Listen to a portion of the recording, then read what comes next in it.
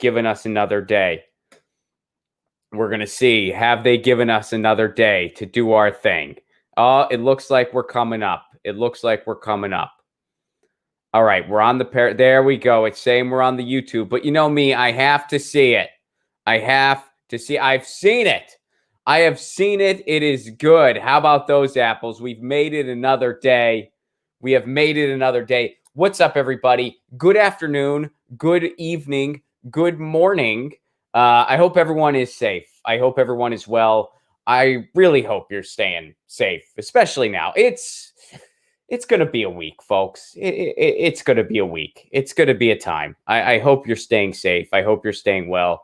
I hope everyone is having an okay week so far. A couple quick announcements before I bring in today's guests. First of all, I am, as of right now, completely demonetized. I don't know if that's a full-time thing or not, but I could not monetize today's stream at all. It wasn't even an option to me. I don't know what's going on there. If you want to do a super chat today, which please do, it helps keep the show on the air. Your super chats are essential to keeping the show alive. Let me know if you can't, because I don't know. They might not be letting me accept super chats. I'm not sure, but please super chat any questions you have for myself or my guests. I will get to as many as I can. I'll get to all the super chats, and hopefully giving them is not an issue. But as of right now, this channel is demonetized. It's been getting demonetized every day, but now I don't even have the option to monetize it. So that's something I'll have to look into.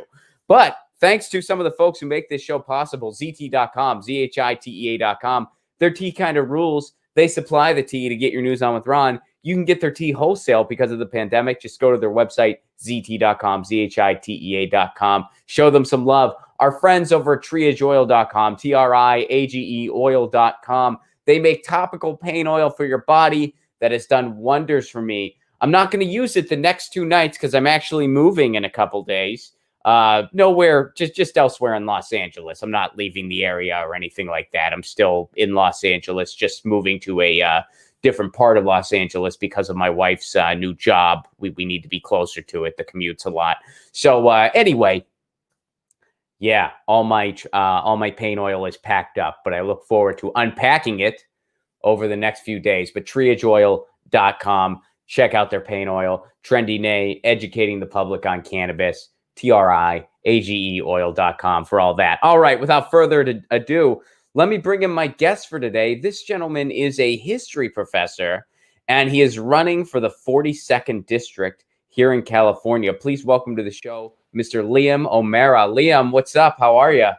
Hey, I'm doing pretty well. This is getting down to the wire here, so it's sort of fascinating. Very much. This is Election Day Eve. And I think everyone's anxiety is very high. And well, let's start here. You are a history professor. Has there been a time overall in contemporary American history where it's been quite like this, in your opinion? Not start off light. Yeah, not quite, of course. I mean, there's always changes. There are certainly parallels to different aspects of it. I mean, the disregard for our institutions and sowing doubt about elections as a whole, that's relatively uncommon, certainly for the major parties. And we've certainly not often had administrations that have been this disastrous for our overall rights and security and everything else. But there are certainly parallels. I mean, the kind of fear-mongering that you saw with Nixon's run in '68 is actually quite similar to a lot of the rhetoric that Trump has used throughout his time in politics. So there's definitely parallels there. Interesting. Yeah, I would say that Bush was overall still worse than Trump. I mean, I know we're comparing, we're comparing pretty repulsive things here, but I would say that Bush, what the Bush administration has done to this country, I mean, we're still feeling the effects from. And, unfortunately, 8 years of Obama did little to stop the war machine in that regard, just kind of let it continue. And Trump, he hasn't started any illegal wars of his own yet, but if he gets a second term, who knows? He might be able to. On that, I would actually disagree. What illegal war did he start? One with Iran, which we don't really talk about. No, he did it. He illegally assassinated a general. I mean, he definitely, a major political figure, which absolutely is active war. And then he parked a U.S. carrier group off the coast and has been invading their airspace and their water space the entire time, trying to provoke a wider conflict. Oh, and yeah. The Iran deal was certainly problematic in itself. He's not actually withdrawn troops from anywhere. He's actually increased the number of deployments. He's increased military spending. He still has us fighting in 8 different countries. We're still bases in 80 countries.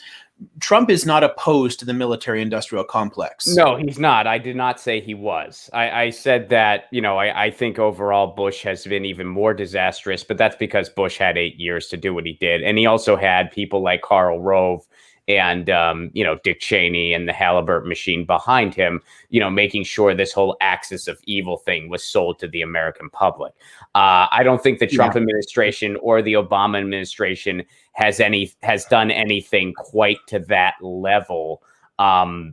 Again, we're comparing very, very repulsive things. The whole idea that Trump was some kind of non-interventionist is, of course, a total lie that you just dismounted. And I think anyone really paying attention has dismounted. He said a couple nice things that he wants to bring troops home. And a couple times folks even believed him. But it ended up being a lie, just like everything else he sold. Sadly, a lot of his supporters do seem still to believe it, and he's still campaigning on it because they pay a lot more attention to the rhetoric than the realities. I think the biggest difference in any of these administrations is one of overall competence. The Bush administration did have more competent people, and they were able to pull off a number of things that the Trump administration has tried to do and failed to do. But we also haven't noticed tons of the damage that's taken place behind the scenes, where he has put in experienced operators who have actually done a tremendous amount of damage to institutions. The biggest difference between the two of them really is just going to be the amount of lives and treasure spent. That's, I think, the only real edge that Bush has on him. And Bush is much more part of an overall continuum. He didn't depart much from traditional American norms in the post-World War II period, with the massive spending and corruption that you've seen, especially in more recent decades, where Trump's populist rhetoric does make him only a partial insider and a partial outsider to a lot of those traditional networks of power. But that's he's the lie that he sold. Yeah, that's the lie that he sold. I mean, he sold this lie that, and he's leaning on that lie again. I don't know if you noticed that, but he is leaning on that lie again. That he's the outsider. He's not the outsider. The only way he was an outsider is first he was the one buying the politicians, and then he thought, you know what? I don't need to be the middleman. I'll allow myself to be bought and enrich myself. No. See, that's actually a different issue, though. It's not. In the sense of departing from corruption. He is no different from everyone else. He's just as much susceptible to all the same lobbying pressures. It's the same oligarchy that's in charge now. Right. What he departed from is some of the traditional power structures within the two-party system, which is essentially, in many ways, still part of the same overall, bought power structures. This is why you've seen so many of the traditional movers and shakers in the Republican Party coming out hard against him, and so many former, Republican strategists, leaders, and whatnot, people out of office have come out against him. I think this is dangerous. I think this is dangerous, to tell you the truth. I think trying to make it seem like he's an outsider to the overall GOP is the absolute wrong way to go. Because here's the thing, when you line it up policy to policy, well, let me ask you this. Policy to policy, how is Trump different from the GOP? He's not. He's not. And that's not really the point, though. What's the point then? The point is that Trump plays much more directly with the actual base that the Republican Party has been cultivating for some time, but trying still to also to restrain the worst aspects of. He's willing to play the part of an outright demagogue as opposed to any kind of politician where you at least, even if you're aiming at a particular awful base, you're still going to make certain noises to be, I don't know, for everybody. And Trump makes no pretense of wanting to represent all Americans. He only wants to represent his Americans, and he basically has taken a lot of the mask off of what the Republican Party has been doing. And in that way, he departs from a lot of their traditional intra-party power structures. In terms of what he's doing policy-wise and in terms of the appeals to the base, he is no different from any of the other ones. He is exactly the same animal. I feel like that second part is infinitely more important than that first part, because that first part, I mean, if we want to just put it very bluntly and sum it up, he's meaner. He's a lot more mean. He talks a lot meaner. There's no subtlety in anything he does, which is true, which is absolutely true.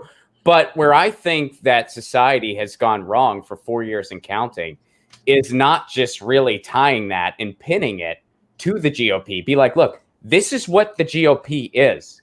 This ugliness is the GOP. He's not some outsider. He's not some rogue actor. Mm-hmm. He's just the GOP minus subtlety. Exactly. He's taken the mask off.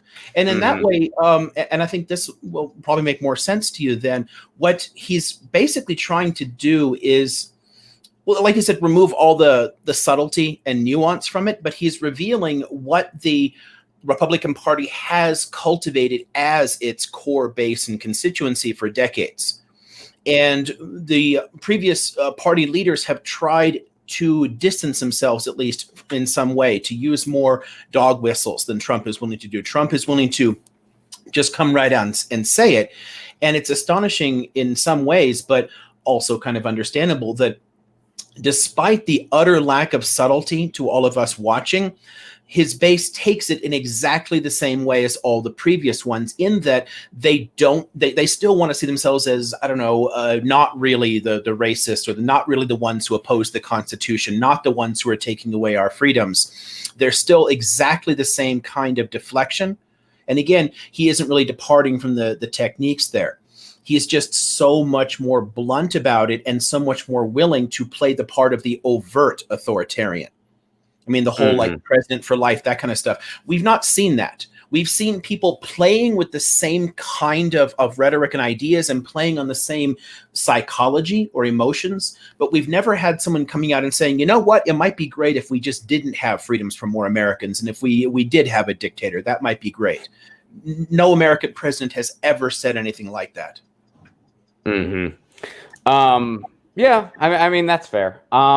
So getting on to other topics, what inspired you to run for Congress? Oh, geez, that's kind of a big one.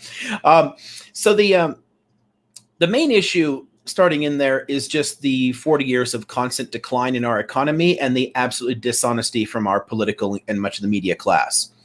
We often talk as if the economy is going up sometimes, and Democrats often talk about it. Hey, the Clinton economy, the Obama economy, they were still, excuse my French, they were still shit for most people.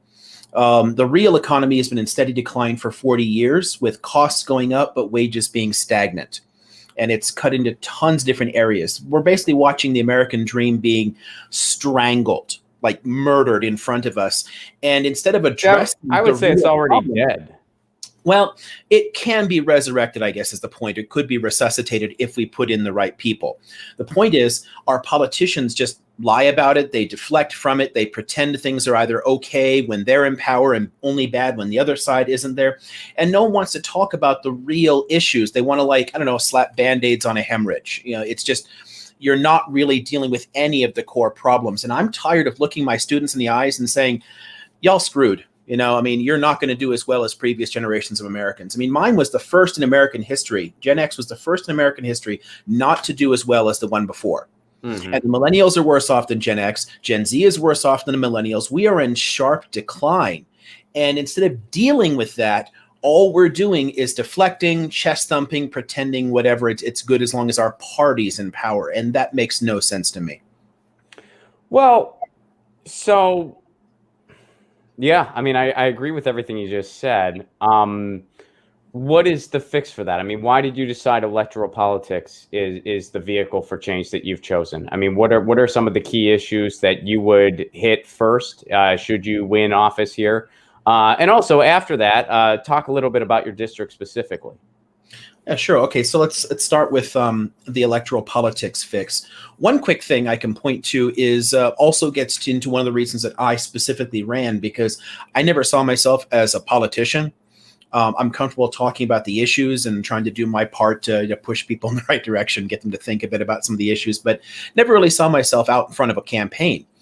And it was seeing in totally different ways in some ways, but similar, Bernie and Trump running and resonating with large parts of the population without changing fundamentally who they are. Trump is still the same douchebag he was in the 1980s. There's no real difference there.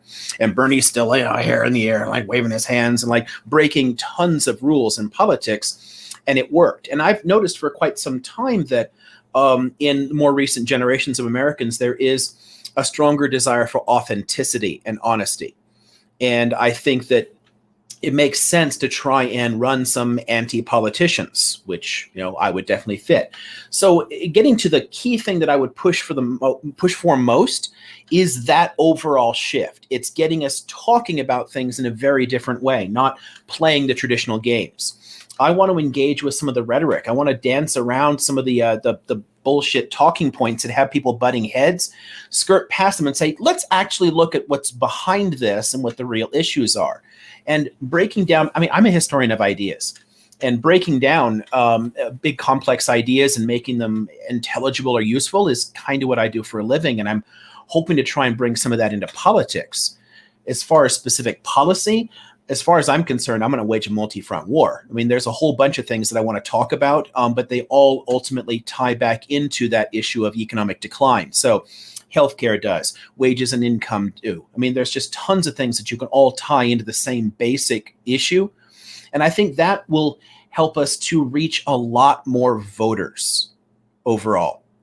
So I can string that into the last thing that you put on there, like this district in particular, because I'm running in what is demographically a purple district, but electorally a red district. So I'm running in an area that has a significant conservative majority. But it is actually winnable if you talk about the kind of issues that Democrats used to do well at, because we used to dominate the conservative heartland of this country. Democrats used to be all over the place, farm countries, industrial areas. When we talked more about basic quality of life stuff, basic what I call kitchen table economics. All right, how can I make your life better? How can I make things better for your kids? So what's the answer to that question? To which? What's the answer to that question? If I'm a potential voter, how are you going to make my life better? I mean, what's kind of like the 5-minute elevator pitch that you got? Well, I mean, yeah, the 10-second elevator pitch is I'm going to make you richer. I mean, but it involves a variety of things. So I try to talk about raising overall wages and pushing things up that way so that spending goes up, both with a basic income. So I'm for universal basic income. I'm also for increases to the minimum wage, and I'm for changing our disastrous federal tax policy, which destroyed the incentives to invest in this country. If you give the rich more money, if you lower their taxes, it incentivizes pulling money out of the economy. If their taxes are higher, the incentives are for them to give more to workers and to invest more in their companies. And doing that raises everyone's wages. It's one of the reasons our wages, again, have been flat for 40 years. More spending, more money in our hands means the entire economy around you grows, which means that for my district, which is in Southwest Riverside County, we're traditionally kind of a dumping ground for LA and OC, and it's just tons of bedroom communities out here. There's not much real development in the area. We don't have a single university. There's no big employers other than things like, logistics, warehousing, the kind of stuff that's just adding pollution and traffic, but not actually improving anyone's lives. If we get more money into the hands of people here, I mean, less than a third of the population of the Inland Empire even make a living wage. There's still massive poverty in this area. And a few bedroom communities doesn't change the underlying situation for people in the area. It actually makes it worse because it raises the property values and prices out the people who are already here. So the elevator pitch to people is, I want to directly improve the economy in this area and affect your quality of life by lowering your cost, by lowering the cost of housing and of healthcare and directly increasing your wages. What's the policy you support in terms of healthcare? I'm for single payer. I mean, it just there's no way around the fact that something like that. Honestly, I think there's a branding issue with us calling it Medicare, but Medicare for all. I think using the word was problematic because people know that current Medicare, or a lot of people know, it has co-pays and whatnot. It has prescription drug costs. It doesn't cover everything. It's not as good as some of the plans that you'll get on the markets. The Medicare for all policy being pushed, the Sanders proposal, would be better than any plan out there. I mean, It would be the gold-plated standard, but we're using the same word people already have an association for. But something like that is not only going to give better quality care to all people, because the way it's put together, you simply cover everything. The only person making decisions about your healthcare are you and your physician, right? There's no bean counter saying, can I make money off of this? Should I buy this? And we're going to cover dental, vision, mental health care, things like that. And you could do all of it far cheaper, because where competition in some things is beneficial, there are some places where that market logic works. There are other sectors where it completely does not. And insurance is one of those. If everyone is in the same risk pool, if we're all together, the overall costs go down. If you divide it up into tons of smaller risk pools and they're competing against each other because they have a smaller chunk of people paying them, the costs have to go up. It's just an actuarial thing. It's basic math. So ignoring that logic and saying that this is something that the government shouldn't do because the free market will do it better. No, I mean, just empirically, free markets are worse for insurance. But in terms of providers, that's fine. It actually, and this is one of the places where I like to subvert Republican arguments or Republican logic. You would create a more effective free market in providers by going to something like this. It doesn't take away your freedom, because right now you could be like, Liam, you should check out this great doctor that I've got. I'm like, sorry, Ron, he's not in my network. I can't go to him. With a Medicare for all system, I could see any doctor I choose. And that ultimately improves our freedom. So if we kind of, especially for areas like this that are essentially purple, it's helpful to take our policies and piggyback on some of the rhetoric, some of the kind of pre-existing programming that the right's been using for a long time. Mm-hmm. And cost and freedom are two big issues there. Yeah, being able to deflect those talking points and exactly. turn them on being able to say that's not an argument against you. This is not a government takeover of your healthcare. I mean, you want to talk death panels? They already exist, because someone is sitting there saying, it's just not worth it to me to, give you that particular treatment or test or whatever. That costs too much money. I'll just let you die. If you take profit out of it, then there's no reason to make that decision at all. If the physician says you need it, you get it, period. Well, that's an interesting point too, regarding, because I'm for Medicare for all too. And I think a point that you brought up that I think is very valuable going forward is, a lot of people didn't realize the part, because the only way you'd realize it is if you sat down and read the thing, which, like folks like you do that, I do that, but a lot of people don't do that. And I get it. Folks are busy. But you would see that it's a lot more extensive than current Medicare is. It takes Medicare, amplifies it because it's a universal system. Everyone's in the pool, and that's how it will work more effectively. You know who else has figured this out, Liam? Pretty much every other industrialized country in the world except us. Yeah, exactly. I wonder if we could look to anybody to see how to do this. Well, I mean, we have the 35th healthiest population and the 36th best child wellness, and that's not just diet or whatever. We've been exporting our terrible diet to the world anyway, but it's not. There's not something uniquely awful about the American people that makes us unhealthy. It's the overall health system. I mean, we have the worst healthcare system and the worst outcomes in the industrial world. I mean, we're directly comparable to developing countries like Tunisia. Right. And we don't fit any of the other rich countries. And that bothers me, for the richest country in the history of the world to be falling behind on so many basic statistics. But honestly, I put a lot of the blame for some of that stuff on my own party and on our terrible messaging. I mean, we have better policies. There's no question there. The right tends to have better language. They tend to come up with better appeals to people and can dominate the argument because we'll approach things logically and we'll try to that's wrong here on the facts. And that doesn't work well electorally. But We'll Liam, often pick bad labels for things. well, but Liam, a lot of the Democratic establishment isn't for anything you just said. But The base is the base of people are, but right. The politicians aren't. I mean, Medicare for all. I mean, hey, Joe Biden promised he'd veto Medicare for all. That was the one. Those were the only things he's been sound on his promises are. He won't ban fracking. He'll veto Medicare for all. Those are his only promises. No, I get you there. Which again gets back to the corrupt donor system that we've got that oversees both of the major parties.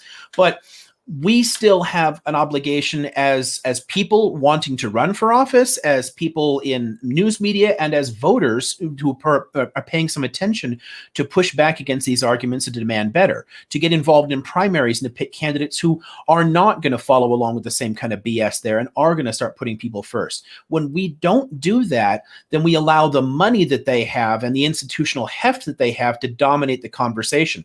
Bernie Sanders won 2016 because he mainstreamed Medicare for all. Before that, polls among Democrats showed that a minority of Democrats supported it. Now it's a massive majority. And it's because he talked about it enough and made it make sense to people. And I think that if we can find ways to support more of these outsider candidates on our side there that are willing to talk about these issues, we're going to fix some of that conversation. We can force them.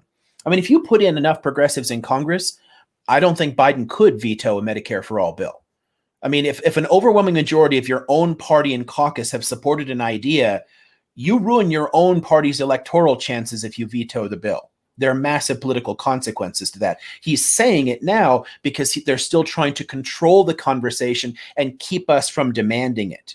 If we put in the people in Congress, therefore demand it, it can get done. Right. I mean, that is factually true, but I mean, that's tough because that's a tall glass of water you're calling for. It is very, very tall one. Mm-hmm. And, but here's the thing, and I can call myself out too. I think that we need something outside of the Democratic Party. I think we need a viable alternative outside of the Democratic Party. I understand people like you who are running now. It's pretty much, in a lot of ways, the only option you got. I get that. But I think in the big scheme of things, we need to have a viable alternative outside of the Democratic Party. That is also a very tall glass of water. Yeah. Okay. So I can give you a couple of things there, both on a personal level and as a historian. On the personal level, I totally get that. I have, since 92, hopped into the Democratic Party for every primary and then stepped back out of it. I didn't like associating myself with either of the major parties because, in general, they've not really done much to support our interests per se. I've tended to be an independent or a green even. Okay. I only committed to staying in the party with the 2016 run and these calls to dem enter and actually making a difference there. It honestly didn't make a difference, though, what party I was in or what I did, because I'm in California. And since 92, there's been no chance of California doing anything but go for the Democrats anyway. So my vote never mattered per se. My party didn't matter. But it was always just a protest. And that's literally all it can be. And that gets to the historical part. Third parties cannot work in the United States. A third party can replace one of the major parties, which, for example, the Republicans did to the Whig Party. But you can't run three parties at a time. We would have to be able to destroy the Democratic Party to run an alternative there. And I don't see an easy way to do that. You'd have an easier time. I mean, ultimately, the leadership in the parties, all the big organizations, it's based upon current and past elected officials, which means that there's an opportunity, at least if you put enough people, to gradually take control of those levers of power and direct it in the right way, to viably replace it and to get enough people to change over to it. I mean, first off, you're asking for decades of a lock on power on the Republican Party as you shift people over to the new one. in the same way that, like, again, the Whig Party became completely irrelevant, long before it ceased to exist, before the Republican Party could rise in its place. And then you're also saying we would need a huge amount of money to pull that thing off. That's true. It's simply it's just easier to do in this sense here. And again, three parties it doesn't work for legal reasons. For the way that we have written electoral laws across this country and at the federal level, it was designed originally for no parties at all, so they weren't thinking about it. And the way they wrote it said that only two could effectively compete. So coming from the outside, we're kind of screwed. Well, I mean, then it's dire in either scenario, because you're also trying to enter a building that really doesn't want you in it, that has spent millions of dollars to keep you out of it. I'm aware. It's difficult either way, but the one has a chance of succeeding if enough of us get behind it, and the other simply doesn't. Also does. I mean, I don't think so. I don't think it's fair to say one or the other has zero chance. I just don't, because I mean, you bring up the Republicans and the Whigs. I mean, that actually wasn't. I mean, it was about like a 6-year cycle to where that really happened, and the Whigs became obsolete and the Republicans took their place. It takes a while for history to repeat itself in the United States, but I think eventually it does. A good bit longer than that. I mean, they were in decline for quite a long time, losing more and more power in the Congress. I mean, what's happening to the Democrats? Don't you see the same thing happening to the Democrats? No, what I see is they've surrendered to the Republican Party in many areas. We went from 3/4 of state houses to 1/3 of them. I mean, we're losing ground in tons of areas. Right. But there's no movement actually away from it. There's simply people checking out of the political process and staying outside of it, trying to reactivate people like that and find things that would appeal to enough of them. I mean, the Greens are certainly not going to pull that off, and I sure as hell hope the Libertarians aren't going to pull that off. Okay. I mean, there's not enough support for any of them. I mean, I don't know. What have we seen from any of the third parties? Have they really improved on anything? I mean, Nader did better than some of the Green candidates, but it was still like just a minuscule number. And there's literally no Green candidates in Congress. There's no one even with a chance of running right now, because of the current legal and institutional structures. I don't see any movement toward it that would make it viable. What happens is that if we pin hopes on that and focus on it, what it does is it makes us irrelevant. And that's the movement you're talking about from the current Democratic Party, because what they do is they can focus in on what they have left. If they know you're going to be outside of it, if they know you're going to be a Green or whatever, vote Green, something like that, then they can safely ignore your concerns and pander only to the voters that they have left. That's why we've shrunk in terms of our already do that. How are they not already doing that, Liam? How is that not already happening? No, that's. I think you're following what I'm getting at here. That is what I think I am. They're only going to follow that base there and chase it. It's all they've ever going to do. When there were more of us in and pushing on it, they had to pay more attention to broader issues. So think about the decline from the New Deal consensus that we had. If you look at Democratic politics in the 40s, 50s, and 60s, I mean, when they started shifting away from that in the 1970s and started pushing out a lot more of that basic working class influence, we started to lose more faith and hope from it and started dropping away. And they continued to focus only on what they had. There was no lesson.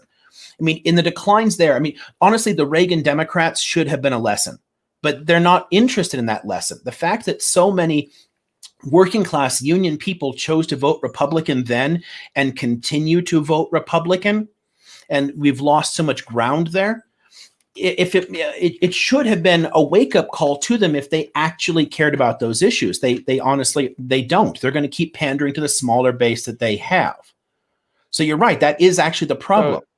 So it's all right. I mean, yeah. And I think this is just where we can agree to disagree. I mean, we can keep going around in circles if you want to, but I would argue what you're describing to me is the same decline that happened historically I mean, the Democrats are on the decline. Young people have no sense of allegiance to that party. They're mostly indifferent. More Americans identify as independents than ever before. Mm-hmm. Over half the country doesn't vote. Mm-hmm. The Democrats have been losing in droves. I mean, if now is the time where history is going to repeat itself, this is it. And when you have an infrastructure that still has those donor dollars and isn't interested in changing at all, they have made it abundantly clear they are not interested in changing. Right. You got to try to beat them. You got to try to beat them. I'm not saying that you shouldn't do what you're doing now. What you're doing now is pretty much the only lane available to you. But, you know, I think the status quo definitely needs to shift. And it's not impossible. I mean, you say, oh, well, it's set up for two parties. That's all it'll ever be. No, we can change that. Something like ranked choice voting would evolve that conversation. The Constitution was meant to be an evolving document. Maybe, just maybe, we shouldn't base all of our ideology and all of the options of what is possible on a bunch of founding fathers who owned slaves and solved some of their conflicts by walking 10 feet and then shooting guns at each other. Maybe we should evolve a little further than that. I don't disagree at all with you there, but think about how difficult it is actually to push through the amendments. I mean, to change the voting system at the federal level would require a majority of the states to sign on, and the ones under Republican control are not going to do it. It's the same with all the arguments for abolish the Electoral College. We should never have had it. It should never have been tolerable. I agree. But, you know, it was explicitly designed actually to maintain elite control and to be able to subvert the voters' will. And today it's just simply a tool of the partisan elite. But to abolish it requires getting most of the states on board. And what we have to do is we have to win people over on the state level, and that's going to require a lot of engagement in those red states and more people talking to each other. And what's been happening is quite the opposite. People are becoming more polarized and tribal and not talking, which means that you're leaving the Republican rhetoric to make their arguments to their voters, and you're never going to get the win in the states that you would need to ratify it. There's tons of things that we've done like that, trying to attempt, really good changes to the Constitution that were done, passed in like the 60s, 70s, and whatnot, that just never went anywhere. I mean, we couldn't even pass an equal rights amendment, for crying out loud. I mean, until we actually can really win the arguments in a lot of those red areas, a lot of those kind of changes get difficult. On the state level, however, we can make changes, but again, it involves that kind of argument. Enough states would have to make the changes. And if only blue states make those changes to ranked choice, it gives the advantage to the Republicans. We have to win the arguments in their states as well. So the main argument I'm making really is not that it's impossible. Certainly any party could disappear and be replaced. But there's a lot of things that are different now from the 19th century. For one thing, massive consolidation in the media and corruption on a level that actually exceeds the 19th century, when you can literally hand cash to representatives for their votes. I mean, things are actually dirtier now. And with that much money pouring in to maintain it, the idea that a viable alternative could show up and actually overcome the media barrier. When you've got like 5 corporations that control 85% of what you see, you're not going to get airtime. I mean, hell, Bernie was running as a Democrat. How much airtime did he get relative to anybody else? You're absolutely right. You're absolutely right. And if we can't get over that barrier, how do we realistically build up an alternative? It's not impossible. It's just there's so many things stacked against it. And in order to do anything like this, for me, it's a matter of like trying to figure out what would need to be accomplished first. What can we do to make that possible? Well, I think historically you need a mass movement that has some type of cooperation. I would argue that's something that we had in the 20s and 30s. I would argue that's one of the reasons we got a New Deal.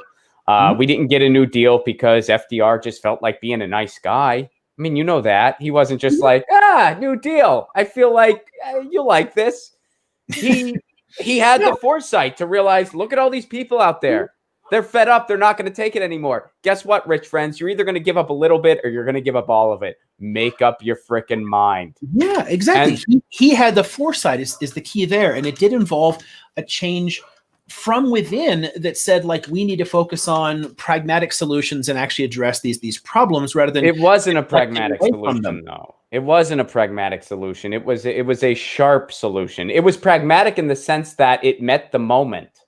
That's the thing. It's pragmatic in the sense of like, and it bugs me that people are like, oh, FDR was a socialist. No, the whole point of FDR was that he defanged the socialist movement in the U.S. by trying to meet people halfway. So he tried to like help everybody out. So it's basically like, and pragmatic in the sense of like, they didn't really know how to fix a lot of the problems. They were just wanting to keep throwing darts at the wall until one of them hit the target.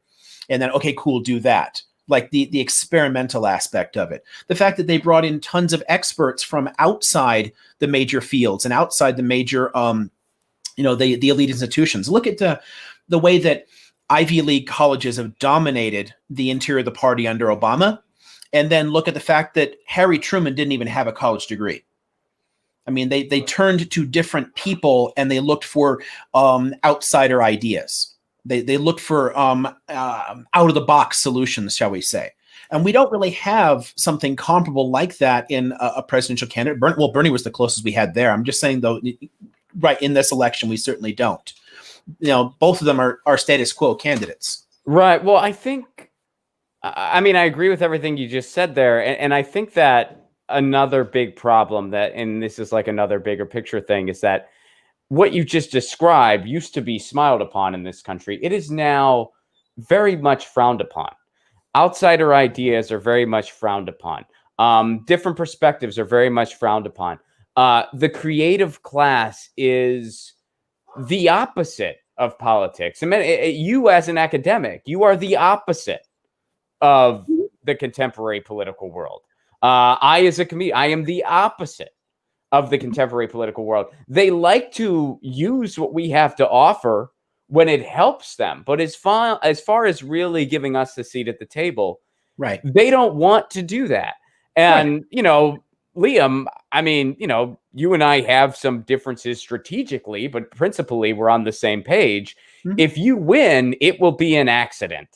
It will be an accident on the part of the establishment, and that's a compliment. They don't want you to win.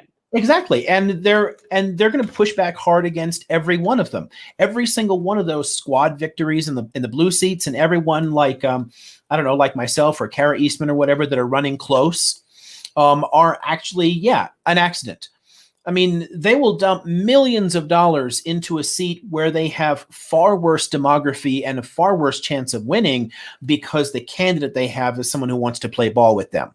Mm-hmm. They're not going to support people who fundamentally want to shake up the system and start working for the American people again. There's a reason that Congress usually has an approval rating of 15%. It doesn't work for us anymore.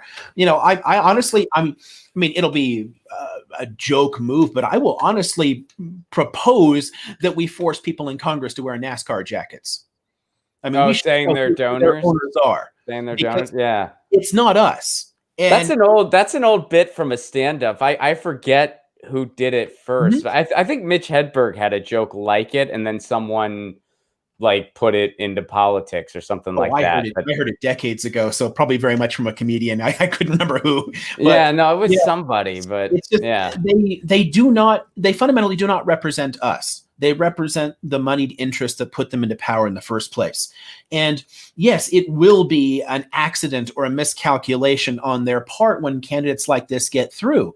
But if enough of them do, we have an opportunity to change the conversation. I mean, if you get enough people, if you get enough squad type people, if you get enough clean money candidates into the House, then you can force a lot of the remaining ones, a lot of the remaining Democrats to come on board with banning lobbying. Right now, they have zero incentive ever to do it. If they see the writing on the wall and that they can lose their spots to somebody else, then more of them will come on board and we can actually get significant changes through. If we can change the lobbying issue, then everything else gets to be easier. Then it gets back to a conversation just on the issues and on the right rhetoric for how do we actually serve the American people. Until we can ban cash lobbying, we're not going to get fundamental change in this country. We're not going to address the real issues. It has to be enough of these insurgent candidates that get through to tip the balance of power. Well, what's your opponent? What's your opponent like? Let's get back to your district. What's your opponent like? Wow. Could not be more different in perspective from me. My opponent has no real interest in talking to people or in responding to the needs of his entire district. He wants to appeal only to a partisan base. And that's all he does. He doesn't. Is he a Republican or? He's a Republican. Okay. Ken Calvert has been in there since 1993. He actually won his seat in the first election I could vote in, which is just insane. But so this is his 28th year in office. He's a conservative Republican, well, conservative in air quotes, because a lot of conservatives are not really conservative anymore. But basically 98% funded by corporations, mostly from the military industrial complex, which means it's unsurprising that he votes for every single war.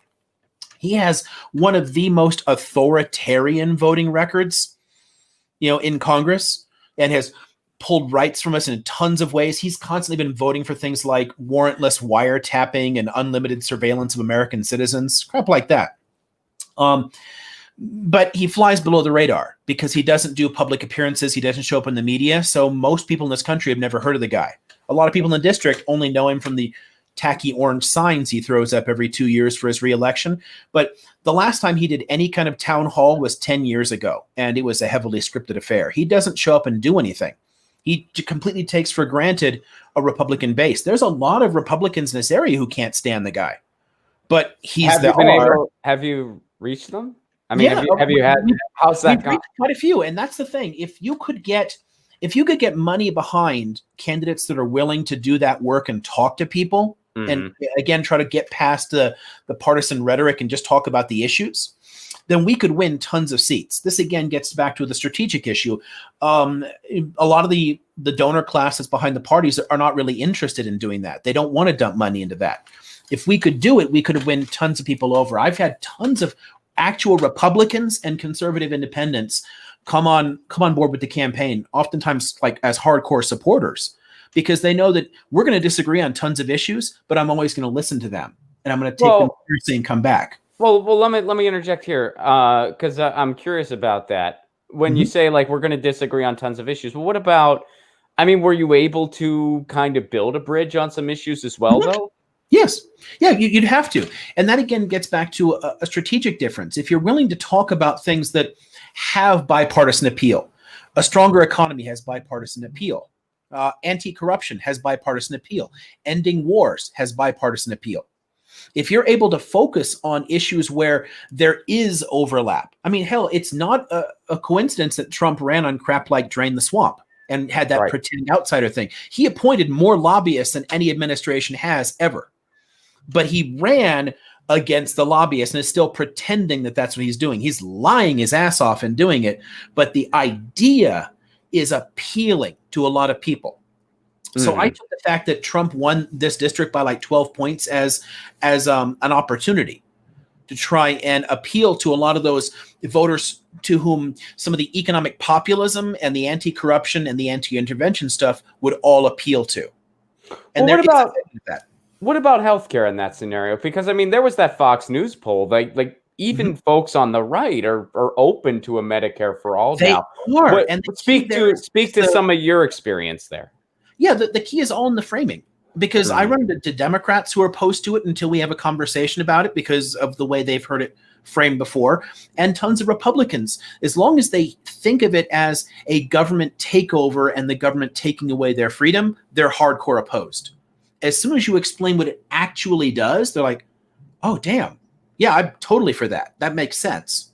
And if you tell somebody that this policy is going to put $10,000 of your own money back in your wallet that's currently being taxed away from you, because the way a lot of people in this area too, especially the more middle class conservative voters, they'll get insurance from their employer, but their employer is probably paying like $15,000 for that policy, and a Medicare for all is going to cost like $2,000 to the employer and $2,000 to you. So where's the extra $11,000 go? It's part of your compensation package that you agreed to when you took the job. As long as the legislation is written well enough to include that, then they can't keep it, which means you just got an $11,000 raise. And if you tell somebody that you have more freedom to see people that you want to see as the doctors or whatever, and a lot of people, they can't separate insurance from their provider. It's like the same thing for them. If you can make that distinction, say you have more freedom, and I'm going to put 11 grand of your own money back in your wallet, a lot of conservatives, they'll sign up for that. Mm-hmm. Well, and there's also the angle that it's like, well, it helps, the small businesses. I mean, that's something the right always, sends the signal out for small businesses. And then when you look into it, right-wing ideology in the contemporary American sense actually kills small businesses. Of course, it's the total opposite of helping small businesses. And they want to help out the massive multinationals. Right. My incumbent does that a lot. He runs on support for small businesses. That's his thing. His base is like the local chamber of commerce. They're the only people he talks to regularly at all. But his policies are disastrous for small businesses. And you can occasionally catch him even slipping. There was a talk recently he gave to a chamber of commerce that somebody recorded. And there's a line in there about the relief because of the pandemic. And he's like, yeah, I know a lot of restaurant owners, and a lot of restaurant owners, they're just not going to make it. And that's really unfortunate. So we should pray for them. I'm like, screw that. We should be giving money to support small businesses and money to workers so they keep spending money. And we should have paid for the changes businesses had to make in order to stay open safely, like the like the plexiglasses and all that kind of crap. We should have been investing in small businesses in Main Street and in the workers. And that would help. He's just, I don't care, but he still gets to run as if he's the one who wants to support small business. And it bothers me on so many ways that Democrats cede ground to the Republicans on things like the economy and small business because we're not as willing to talk about economics. When we were, and we focused more on Main Street and on the workers, we dominated a large chunk of that. It's not like rural areas were any less socially conservative 60 years ago than they are now. They were socially conservative then, and they're socially conservative now. We still won those votes when our focus was on the economy. See, when you say we, this is where I feel like you're describing a club that doesn't want you as a member and doesn't exist anymore as you know it. I mean, yeah. But it's not like there aren't other FDR Democrats in the party right now. And the fact is, I'm running as a Democrat. No, I get it. I get it. I understand. But I understand. But yeah, the mainstream is clearly not in sync with what I'm talking about. But if we can get back to that, is my point. If we can get enough of these New Deal style Democrats running, we could take back those swing voters. Leave the hardcore nationalists and racists or whatever. If they want to keep pandering to that, they can have them. We need the swing voters who are motivated more by the corruption, the economy, the interventions.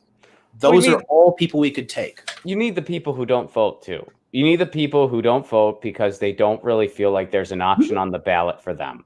Yeah. I mean, those are the people that you need to get. And that's why, an argument I would make is that the Democratic, and when I say Democrat, I mean the establishment. I don't mean people like you that are trying to break in. I mean the establishment. Their first concern is not winning. Because if it was, they would do all the things you just talked about. And they would have been doing it since 90. They would have learned their lesson. They would have been like, okay, Clinton was sort of like an anomaly thing that spoke to this contemporary moment. Not an anomaly. We're not going to. He won with only 43% of the popular vote. Mm-hmm. That was also a lesson, but they weren't interested. It bothers me that people have continued to double down on that DLC crap.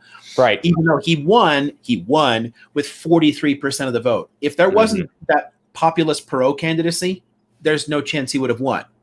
That's a good point. So I would say that at the end of the day, it's like we need to keep the donor class happy. If we beat a Republican or two in the process, cool. If not, no biggie, because we're keeping the donor class happy. And I think it's hard to dispute that, because if that wasn't the case, we'd be talking about Bernie Sanders versus Donald Trump right now. Yeah, no, I'm well aware. It is the reality that we face right now, and it's the reason that I would not expect help from the DCCC. No offense to Democrats across the country. It's never about the voters for me. It's always about the institutions. Right. One of the problems we run into is a lot of of vote shaming and attacks on the voters themselves. I don't want to make Democrats feel bad, because a lot of Democrats really do want the right thing, but the institutions are rigged against us. and they're rigged against us because of money, which means that we have to slip enough people, unless we manage to somehow replace a party, but assuming the Dem-Enter thing works, if we can replace enough people to change those rules, then we can write the donor class out of the equation. They'll continue to run their propaganda in the media, but we can basically take them out of the halls of Congress. And if we can do that, we can start attacking a lot of these systemic issues. And I think the best way to get there is to find enough candidates willing to run on the right kind of rhetoric that can sway those swing voters and the people who are left out. I know a lot of people who are voting for me that normally wouldn't either, that don't see the parties represent them. And I get that. I mean, if you focus on, if your focus is things like interventions or the economy, then there's not much difference between the parties. There are huge differences between the Republican and Democratic Party, but it's primarily on social issues, and on like a basic relation to power. I mean, one is clearly more authoritarian than the other, and clearly more opposed to a lot of fundamental rights. But on a lot of key issues, there's not as much daylight as I would like between them. And we can draw in more people, but as an electoral strategy, that's a lot harder to reach and to motivate people who are already disillusioned with the political system. Oh, I'm a political candidate calling up. Sorry, I'm not interested. And they're already checked out. It's hard to kind of get past that. You can, but it's more of it's a slow burn. And you have to kind of like build up a lot of like word of mouth. No, this person's different. This person's different. Either way, it's a slow burn. I mean, that's the problem. I mean, either way, I mean, everything you described is also a slow burn. I'm well aware. Yeah. And the issue too is that the climate is collapsing and we don't have a lot of time to mess around. I get you there. But we also don't have a lot of like shortcuts available to us. There are none. The closest thing to a shortcut we have is kind of, what you're doing and what people around in communities are trying to do, which is build a movement in our backyard. Mm-hmm. That's the closest thing to a shortcut we have. Now, that's not just through electoral politics. That's through a lot of other means, activism, street protest, politics are absolutely important. Yeah, there's no way to do what I'm doing without street politics. They have to work together, but on their own, neither of them can do it. And that's one of the things that we've often missed. What we needed to do is in order to take things like Occupy and make them work. I mean, we could have built on things like, I don't know, the 1990s anti-globalization crowd there, the battle in Seattle, that kind of stuff, because the way a lot of those deals were written to favor multinational corporations and not us. There was a lot of solidarity there, all across the political spectrum on that issue. But we didn't manage to translate that into electoral politics at all. It stayed on the street only, and it'll fizzle. And vice versa. If you were to try and build up, get a particular candidate in, but there's no movement behind them.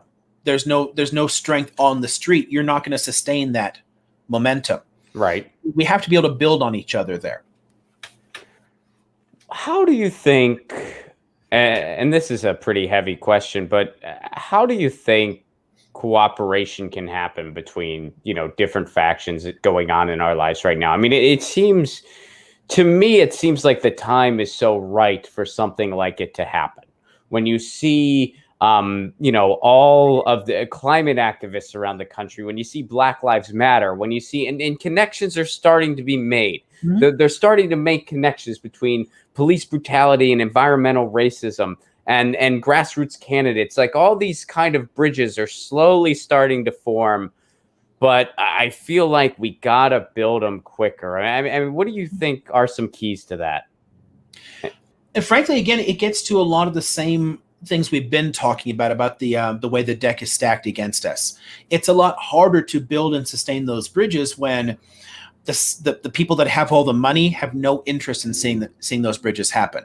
Right. It's easier for them to double down on fear around Black Lives Matter and play on that because there's more money to be made in advertising to people's fears. A media that's based primarily around chasing audiences for money is not really going to be our friend in movement building. We simply do not have the kind of media that we used to have. And even there, it was always problematic. I mean, it was never very much the our side here, but it's harder today just because of the massive consolidation that we've seen from starting in the 80s and 90s. Yeah. It's gotten worse. I mean, it was always there, even in the 60s. It was better comparatively speaking. When you go back before the 20th century, we had a very interesting media structure that I think in some ways was exemplary, in the sense that you had, all these different newspapers that different schools of political thought had, like everything from socialist to federalist and everything in between. Yep. And all of their newspapers were subsidized. So was our media structure perfect then? Of course not, because people could print whatever the hell they wanted. There was this crazy yellow journalism issue like we have now, by the way. That hasn't changed either. But media messaging didn't rely on your financial power. Right. It didn't rely as much on the advertising. It was driven much more by our choices and what we bought. So it reflected more the interests of people. When the emphasis shifts over entirely to appeasing advertisers, then tons of voices get crowded out. I mean, we forget just how vibrant a lot of the discussions in this country used to be. Hell, Abraham Lincoln regularly read Karl Marx. Like there were like, he had articles and editorials published in U.S. newspapers, and he read them and corresponded with him. Now, do you tell just how broad that used to be? The statement Abraham Lincoln would constantly read Karl Marx. Here's a pragmatic question for you. Do you regularly tell your students that? And if so, how many parents complain? Honestly, I never have to deal with parents. I guess that's one advantage of teaching at college instead of high school. Fair. But I do, and I challenge my students to read things from a wide variety of perspectives.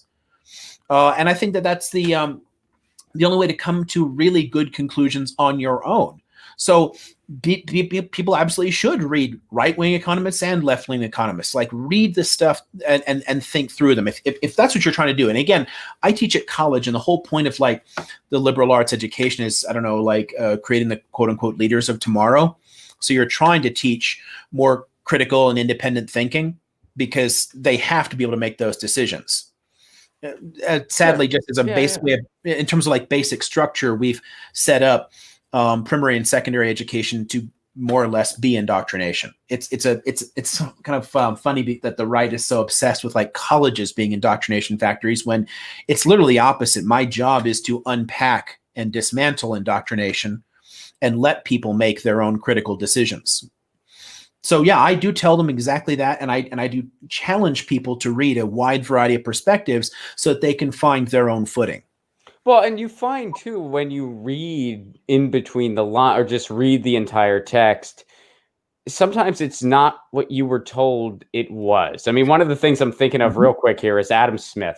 Yeah, if you sit down and read Wealth of Nations, I once, like, whenever I would talk about, more, conservative or libertarian people and stuff like that would come up, I'm like, look, if Wealth of Nations came out today, it would be considered a left-wing book, and Fox News would hate it because there's over 600 pages and no pictures.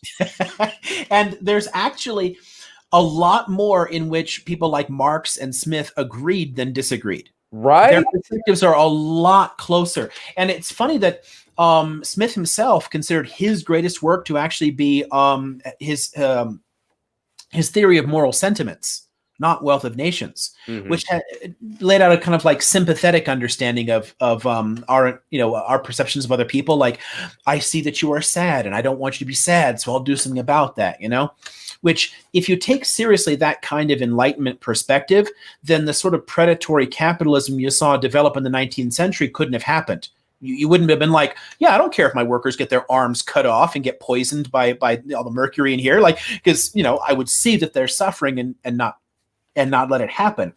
Smith really had a kind of a massive blinder, as an Enlightenment figure about human nature. But he did see a lot of the potential damage from capitalism as a system, and heavily opposed what we would call corporations today. Oh, yeah. They were a disastrous idea that He was like, oh, hell no, joint stock companies are a disaster. We should, find some way to restrain the development. He was closer to worker cooperatives. Yes, exactly. He was pretty much right there. I mean, when you look at what he actually called for, a small wage gap between, I guess what you would say in contemporary sense, CEO. He didn't put it that way. He just said bit owner or whatever. Wage gap. Your bourgeois class. Bourgeois, a small wage gap between the owner and the worker. Power in the worker's hands, living wages. I mean, it was so much closer to Marx than say Ayn Rand. And so many people just don't know that or choose to ignore it because of a couple cherry pick quotations. And closer to what we'll see in actually the Scandinavian model. Or really in most developed countries Japan is even better in some respects this way, where the wage gap between your executives and your common workers is 10 to 20 times. So you're still making millionaires, but it's a little bit more reasonable a difference than 400 times like where we are. Smith would have been outright calling for revolution looking at our economic system. It's nothing like what he would have described. So, on that, and then we'll close out here because this conversation is getting so nerdy. You might not be able to win. I'm doing you a favor. It's just like oh geez, these two, Jesus, they're gonna go on. But one popular misconception that I feel is just so totally apparent is that we were taught this outright lie, and when you look at history, it doesn't align with what is taught in society. That the whole idea of a marketplace of goods and services cannot exist without a capitalist structure. Mm-hmm. That's abhorrently false. And it's just so blatantly false. And people have entertained this lie, some of them for their entire lives and their entire career. Some people have built academic careers on it, even, as I'm sure you know. Mm-hmm. No, it's a clever piece of propaganda, actually, to get people thinking that capitalism means markets. And it doesn't. Right. We've had markets for thousands of years. Capitalism is a few centuries old. At its earliest, you can trace it back into some high medieval developments in the Arab world, but it doesn't start developing the shape that we would recognize until the Italian city-states in the early modern period. You can push capitalism back maybe 5 centuries. We've had markets as long as there's been any kind of exchange between people. So literally since we settled, the markets are 10,000 years old. And there are whole, strains of thought on what are called market socialists, for example. Yes. Realistically, though, I think that one of the problems that we have in our current political system in the US, and one of the things I think plays into the hands of the right, is this whole contrast between capitalism and socialism. I would prefer to toss the entire paradigm as a legacy of 19th century arguments that just doesn't really reflect where we are in the 21st century, where technologically speaking, we're moving toward the ability for an entirely post-scarcity society. Technologically speaking, we could feed and house and clothe and support everyone easily. We're just choosing not to. Mm-hmm. And that's not something that either the capitalists or the socialists in the 19th century really were expecting. It didn't really fit their understanding of our relation to labor and goods and everything else. Well, I think that, I think that these terms can have their usefulness just kind of as a resource point and as a jumping off point. But they've been redefined and reassociated and reassessed so many times that even just one that's popular here in the United States, democratic socialists, that means a different thing around the world. Absolutely. That's not the same thing. In some places that means social democrat, in other places it means something totally different. And these terms can be... A democratic socialist is someone who wants to win an election and then abolish private ownership of the means of production. It's not at all what people are often campaigning on in the US when they're calling themselves democratic socialists, although some are. Many of them are actually what we would consider just centrist social democrats. Bernie Sanders' policies, his platform, have always been social democracy. Mm-hmm. Whether or not he's actually a socialist, that's up to him. I wouldn't know what's in his head, but his policies, his rhetoric, what he's been arguing for is mainstream social democracy. And when he points to like the Nordic countries and the Nordic model, he's talking about a kind of free market capitalism, but with the welfare state and the kind of like Smithian restraint of corporations. Right. He's not talking about socialism at all. But when he uses the term, what he does is he hands ammunition to the right that can say that Bernie wants gulags. Bernie is a Stalinist, which is just so far from the truth. It's just a joke if you know what the words mean. But sadly, we really don't. I mean, most Americans don't even understand our own form of government anymore because we've abandoned civics education in the last couple of decades, much less understand the nuances of political philosophy. I think the other side to that, though, and I'm not saying that, I mean, I have my disagreements with some of Bernie's strategy. Some things I like, some things I don't, as far as like what he's done contemporarily. But to the point you made about him identifying as a socialist, one thing he has really done that I think is actually a positive is he has taken a lot of the stigma away from that word. Yeah. I mean, that's the other side of that. He has taken, I mean, you have young people identifying as socialists now, and they're doing reading into what that really means, which I think that's a positive thing. That's where it's like these starting points are actually helpful. It is. It ends up being problematic with a lot of conservative areas. And if, again, we want to regain a lot of the state houses and governor's mansions that we've lost, if we want to go back to, I mean, Democrats controlled the House of Representatives for almost 40 years with few breaks. And today we struggle to hold it at all. It's always right on the edge. And they have actually the Republicans have a significant advantage. And some of the rhetoric here is exploitable on their side. When realistically, a lot of people, even when it does inspire them to go back and read the sources, and they're reading Bakunin and Marx and everyone else and thinking about this stuff and like, oh, you get radicalized by Chomsky or this or that, oftentimes still they're adapting it to a 21st century context. And it really isn't a lot like what these earlier situations were. The social circumstances have continued to change steadily.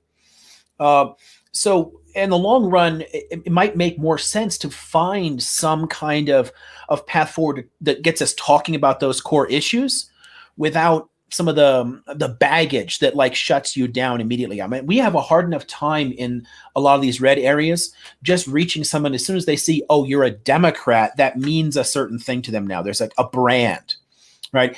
And the brand that they have in mind for a Democrat doesn't really fit me. So Liam, just saying, if we had a different viable alternative that wasn't called Democrat, could that potentially be helpful? Again, there are serious structural issues to getting there, but I know.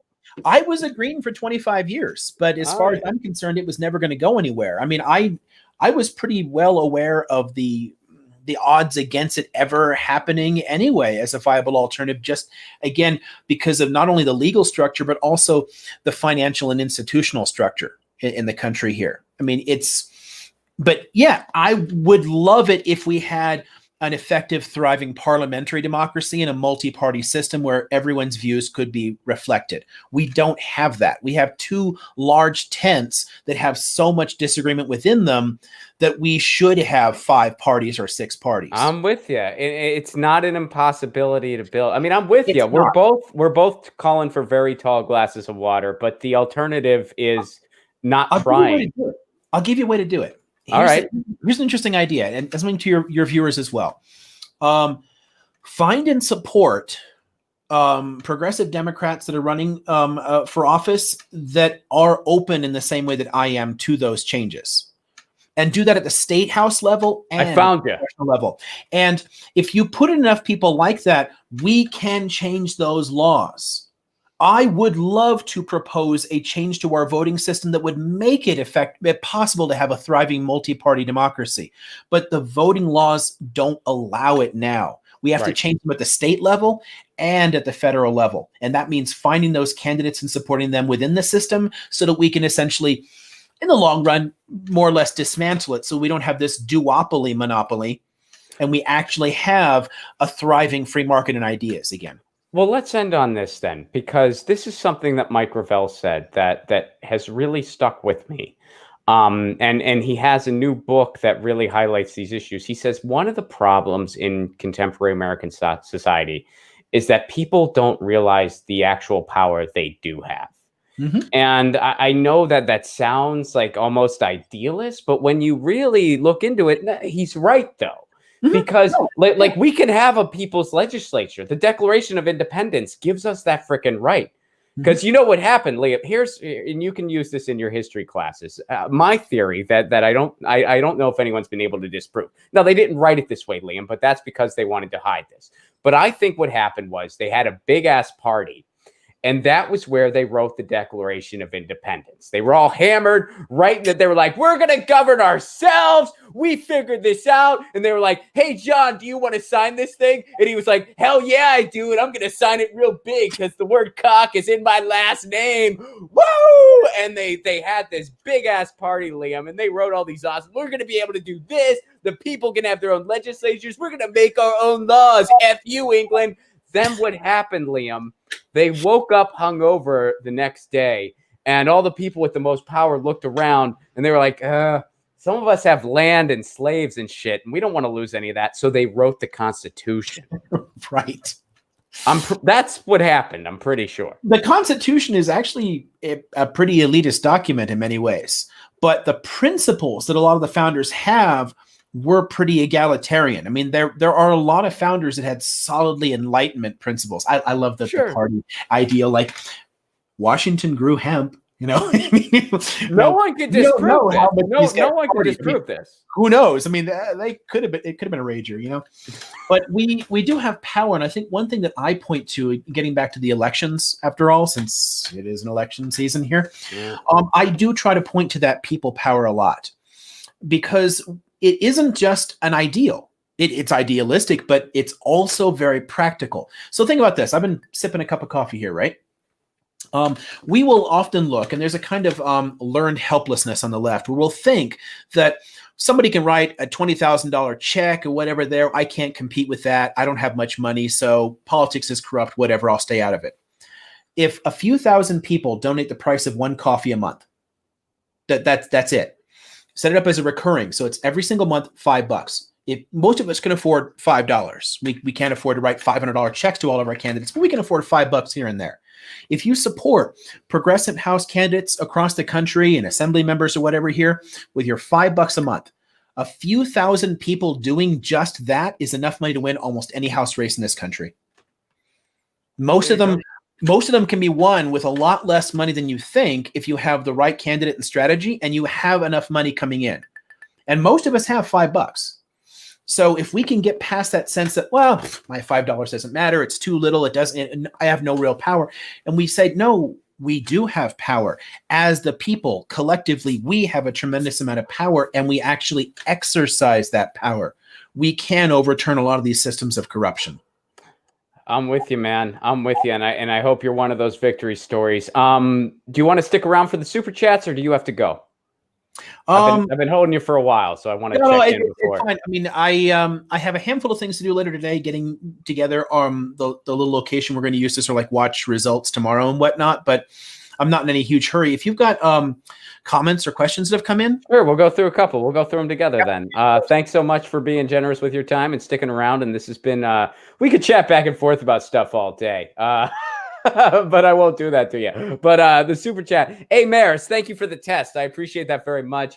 Yeah, I don't know what's going on, but it's been weird. But I'm glad you guys can super chat, and I appreciate it very much. Doing that keeps the show on the air. Thank you, A. Maris. I hope you're going to be chilling with whiskey and a T-shirt tomorrow.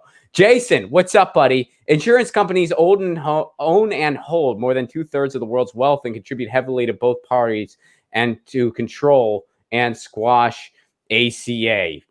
Yeah, I mean, they do. They have a big stranglehold on our politics, but we got to try to break through. We really do. The insurance lobby is very strong. It's not going to be easy. Dan, what's up, buddy? You have a quote here. Bernie was the closest there to an outsider. You say that Tulsi was also an outsider in some areas, like foreign policy, more of an outsider than Sanders. Yeah, I mean, again, when you say outsider, both Bernie and Tulsi. They're politicians. They're working from the inside, so to speak. So, we're talking outsider in terms of ideas, and yeah, I get what you're saying. It's not really a clear glass one way or another. Out of step from the mainstream within the party, yes. Sure. Gravel was, Gabbard was, in many ways Yang was. I mean, there's a lot of ways in which like different candidates do stand apart from that mainstream and ideas. And I honestly, I welcome that. I was actually happy with literally all of them. Gravel and Gabbard talking a lot about the military-industrial complex helped to bring it up as an issue. And again, what it shows you is that there's crossover appeal to that idea. A lot of Democrats held that against Gabbard, that there were Republicans who would vote for her, but her economic policies were so solidly progressive. The fact that she could attract conservatives is a model we should pay attention to, regardless of what anybody thinks of the candidate herself. I mean, there are significant positive lessons there. Oh, absolutely. Well, I mean, you go through the outsider list you gave. Tulsi Gabbard, military-industrial complex is in the conversation now. Bernie Sanders, healthcare, Green New Deal, all these other things in the conversation now. Even tech policy and stuff like that. Bernie Sanders was the only one to come out against facial recognition. He was the only one with the high-speed internet for all bill. Andrew Yang. When were we talking about a UBI before he showed up? Not since the 60s and 70s. Yeah, it's faded away. But now we're talking about basic income. He also talks a lot about data ownership. And the control a lot of these media companies have over us. And we are in the age of surveillance capitalism here. There's a tremendous amount of knowledge and power being accumulated about us. And people are used to thinking only about governments spying. But corporations spy too, and they do it for a profit. And those are two great ideas that I loved that he brought up. Yeah, I mean, and again, I mean, everybody I named, I have other disagreements with policy wise, but yeah, I mean, the one thing Yang brought up too, and this gets back to the media history thing that we touched upon, and nobody ever talked about this, and I thought it was such a missed opportunity, and I really hope he brings his. I mean, now he has that entire organization, I Humanity First, or is that for Humanity First? Yeah. So I really hope Andrew Yang called for an actual proper journalism fund, and that's something that nobody has. Cool cat. That's something nobody. I mean, I have my cat Lucy. She's running around here somewhere. She's a black cat to complement your orange tabby there. Yeah, but I've three of them running around. Together they make Halloween, but. But, that was something that, and that kind of gets back to that pre-20th century model where you have, actual properly funded journalism and the people can just decide. But anyway, so yeah, we're with you, Dan. Good point. Media blackouts are one of the biggest things we have to overcome. And it gets back to your question about the possibility of organizing politically outside of the duopoly. The media blackout is a big problem. And until we can actually get the laws in to change the kind of corruption we have in it now, the consolidation, it's hard to get back to that. Well, and it's hard for all progressives, though. I mean, it's hard for, grassroots candidates like yourself. It's hard for Greens. It's hard for people dem entering or exiting. I mean, it's the tasks are in so many ways exactly the same. Right. And the solutions. I mean, there are actually good legislative solutions to breaking that up. We could actually reform the way media is managed in this country and create that open marketplace of ideas that theoretically the First Amendment gives us a potential to have the freest media in the world. But we are also the most heavily propagandized population in the developed world because we do not regulate media at all. And what we need is to break the latter and keep the former. We need to keep that freedom, but break the power of these multinational corporations. And guess what? Just like healthcare, can we look anywhere around the world? Did anyone else figure this out? Norway. Yes. Norway freaking figured it out. Other places have done better too. I mean, like a lot of the media structures are a lot better than ours. There's a reason I overwhelmingly read the foreign media. Even for American politics, I far prefer reading German, British, Italian, French newspapers to American newspapers because they'll cover things in a lot more effective, fact-based manner. We're 50th in press freedom. 50. We're 50th. I think we should be lower. To tell you the truth, we should be lower. we're 52nd in total freedom. I mean, that alone offends the hell out of me. We talk about this as the land of the free and all that. That's something to tell your Republican voters. That's something to tell your Republican voters. It is. And that again is a way to play it back, because they again want to focus on this land of the free stuff, and like, we're losing them. We keep electing people who are taking our freedoms away from us. Yeah, absolutely. All right, let's get through a few more of these. Dan, again, what's up, buddy? Even if you ban cash lobbying some way, you will never get money out of politics until you get it out of our lives. There will always be an incentive to game the system as long as money is important. Well, one step at a time. I think if we can get money out of politics, which, of course, rolling back Citizens United, that doesn't get money out of politics. That just gets us back to where we were in the early 2000s. But, if we can get to a point of publicly funded elections, ranked choice voting, stuff like that, that's a good start. That's a good start. I got a good one for you there. So starting with trying to get some of the money out of politics. I mean, yeah, if we can ban the cash lobbying and still have the limits on individual donations, it's much smaller. The still, somebody who can donate 2,000 has, a bit more of a say than somebody who can only donate 10. Yeah. I think we got to change that. I think we got to make it like $50 per individual. Yeah. I mean, that's what I think. Have like only small donations and then federal matching funds for it. So if somebody puts in $50, then the government kicks in 500, whatever. I mean, we come up with ways to really change that. But those are smaller steps. The longer term, which I think is what your questioner is pointing to. Right. I mean, to me, I think we can get to a Star Trek future, which, again, if you think about it, it's neither capitalist nor socialist, but it does transcend the whole money paradigm and basically make sure that everyone can pursue the life that they want and the kind of like, what's fulfilling to them career-wise. Mm-hmm. And in many ways, pointing to basic income is a step toward that. And we used to think about that in terms of, I mean, futurists always have. Hell, I mean, a lot of people have seen like that old Jetsons cartoon from the 60s. Like George Jetson works like 5 hours a week. I mean, he does almost nothing, and he complains when he works his 5 hours. But most of his needs are already met because they're moving away from a cash-based economy. Right. In the long run, we can get there. That is a good aspiration. Now that should have just been your entire campaign, Leo. That should have just been your entire. You're just like, look at me. I'm a professor with glasses. I'm smart. You're only going to have to work 5 hours a week really freaking soon. Are you serious? Yeah, trust me. I got this. What bugs me is that right-wing economists have said this for 2 centuries. Smith did, John Stuart Mill did, John Maynard Keynes did. They all said that the number of hours we work per week are going to steadily decline because of automation and increases in productivity. But we didn't allow that to happen. We allowed all the benefits from that automation and productivity to go only to the top, and we have to work more hours. We should already be working 25-hour weeks. Oh, I mean, it's already possible to do, but we've gone in completely the wrong direction economically. So that involves changing some of the conversation. Well, and I think I'm one of these people too. I favor both a UBI and a jobs guarantee because I think we also have these needs that, that are going to require jobs. I mean, this whole idea that we're not going to have any jobs, I don't go anywhere close to that far because we have an environment that's collapsing. And there's going to be jobs to fix that. There's going to be a lot of jobs to fix that. Think about that Star Trek future. People have jobs there, right? They're not, they're not all just sitting around smoking out, watching TV. Some of them are, but yes. Well, yeah. And there's always going to be some people that do that. There are people who do that now. But most people want to do something. And we should find ways to facilitate that, which is one of the reasons that I want tuition-free trade schools and colleges. I want people to be able to develop the skills that they want and be able to pursue whatever career they want. We should simply make it easier economically to do so. Mm-hmm.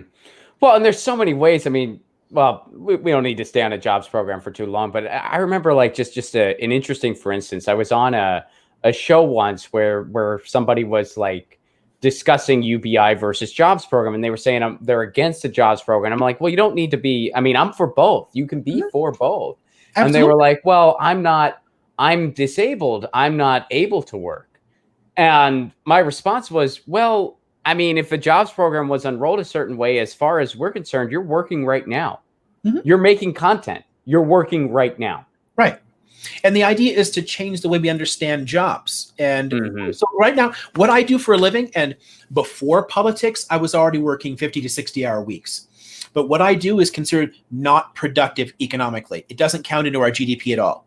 Education doesn't, healthcare doesn't, artists and musicians don't, home care doesn't, childcare doesn't. So look at us. It's productive labor. Those people are working, and we should consider that as work, but we don't. So yeah, it's a matter of like changing the paradigms. And in a sense, that's one of the reasons too that I would say it's helpful in the long run to begin subverting some of these labels, because the whole socialist idea, like, I don't know, go back to like the right loves quoting a line out of context from Marx's manifesto, the whole from each according to his, blah, blah, blah, to each according to his needs. And the whole, it's basically requiring work. It's funny that they argue that it means that you can sit on your ass and get free stuff. It's literally saying we all have to work. But it still understands work in an industrial sense. And we're getting to a point where, again, productivity-wise, we don't need that as much. People can sit at home and produce content on the internet, and they are working, and we should pay that. So, and that's what's interesting, because, you talk about the historical context, which is infinitely important, where it's like, it's important to take the historical context of when Marx was writing and apply it to today. That's important in two ways. First of all, it's important to say, well, what was classified as work was different because of what they had available to them technologically, and that it was mostly just around growing food and stuff like that. Where it's also important too is when you read the actual words and concepts they were saying, and you apply it to today, and you're like, oh, you know what they were really doing right here? They were warning against ever creating something like Wall Street. They basically were saying, they didn't use the words Wall Street because they didn't have that back then, but they're basically, in the most barest of essence, they are warning against ever creating something like Wall Street. They're saying, don't do that. Don't do that. We don't even know what a credit card penalty is, but we know if you do this, it's going to be incredibly shitty. And often on the left and the right, there were tons of, 18th and 19th century, what we would consider right-wing economists that would warn against everything that we've done. I mean, not just Smith. I mean, Ricardo, John Stuart Mill. I mean, these are all people that today would be picked up as like flaming lefties. Oh, yeah. Oh, yeah. I mean, the Overton window here is just the foundations for, free market capitalism. But yeah, not Wall Street and massive corporations. What we've done is essentially created a kind of financial tyranny. Yeah, absolutely. Dan also says, toss this entire paradigms, capitalism versus socialism. Ron, please kiss this guy so I don't have to. You can learn more about him at his website and support him. You can do that. So that's the best way. That's the best way to show your support, Dan. Preston, what's up? I have been burned and betrayed by all, quote, progressive politicians. They all play the game. I don't trust any of them anymore. $5 is not the issue. Look, I hear you, Preston. We got a lot of systemic problems. But, someone like Liam, these are the types of people that we want to see in office. Look, if Liam betrays you, we're going to show up to his class and complain. What's he going to do? We're gonna show up to his office hours. Be like, what the hell, Liam? What? I'm working more than 5 hours a week, Liam. You lied. I'll do you one better. I'll do you one better here. And again, this is a nice dig against my incumbent who never shows up in the district and won't do town halls. I will do town halls virtually and in person. I will continue to do media appearances. I will answer my own social media and engage with people. And if you don't like me, you can get rid of me, because I will debate any challenger to my seat, and I will welcome those. If someone thinks I'm doing a terrible job, then by all means, primary me, please. Put somebody else out there, because what we need is people who are actually going to represent the people's interests. If you think I'm not doing a good enough job, then by all means, get somebody else to do it. But I want somebody in there who's going to talk to the people. And Preston clarifies here. I'm not trying to take a dig at Liam personally. I'm just talking about the Senate. We understand. We're just having a laugh. But yeah, we get that. We know. But thank you, Preston. Thank you for your thoughts. And I agree with you. There's a lot of very huge systemic hurdles to overcome. And I think to kind of understate them is just, being naive. So I hear you. Harry, what's up, Harry? I hope you're good. Easier solution. Anyone can donate as much as they want to anyone, but all donations are anonymous. Bada bing. I don't know about that, Harry. I think corporations would really like the sound of that. I think a lot of corporations really like the sound of that. We already have that now with the super PACs, and it's horribly destructive. Honestly, I think the movement toward, and actually this is something that Yang himself mentioned too, but a lot of progressives have, and people further to the left than Yang have, the idea of federal matching dollars for direct donations. And we're basically moving to publicly funded elections, but you don't want entirely publicly funded, because that would mean an equal amount of money would go to some crazy Nazi that only has like 50 supporters. We want the candidates that actually are supported. So if a whole bunch of people donate $5 to candidate X, then the government kicks in more money to them based upon how many donations they're getting, how many clear supporters that they have. Mm-hmm. Yeah, no, I see what you're saying, and I'm with you. I mean, the one thing, obviously just totally federal funded would be a lot better than what we have now, though, because, even if you give in your scenario, everybody gets an equal amount of money, even some crazy fringe, like horrible entities, well, nobody votes for those horrible entities. Exactly. Sunlight is the best disinfectant, as they say. It would still be much, much better than what we have now. But I like the idea of people being able to vote a bit with their money, as long as it's within reason. I liked your $50 limit, because the $2,800 is still a bit much. Most of us can't do that. Right. But if you limit it to, $50, $100, whatever there, and that's that, and then the government, you still have a chance to support something that you believe in.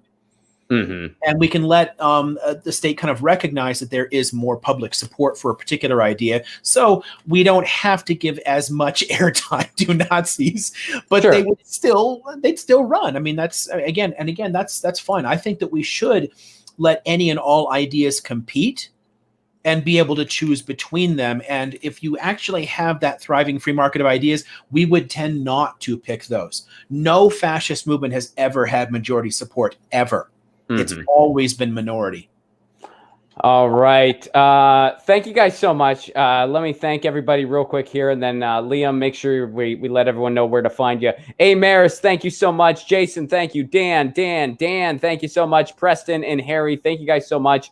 The super chats keep the show on the air, so I appreciate it very much. Liam, where can everyone go to learn more about you, to find out more? And if they're in the 42nd district, I hope they will consider voting for you.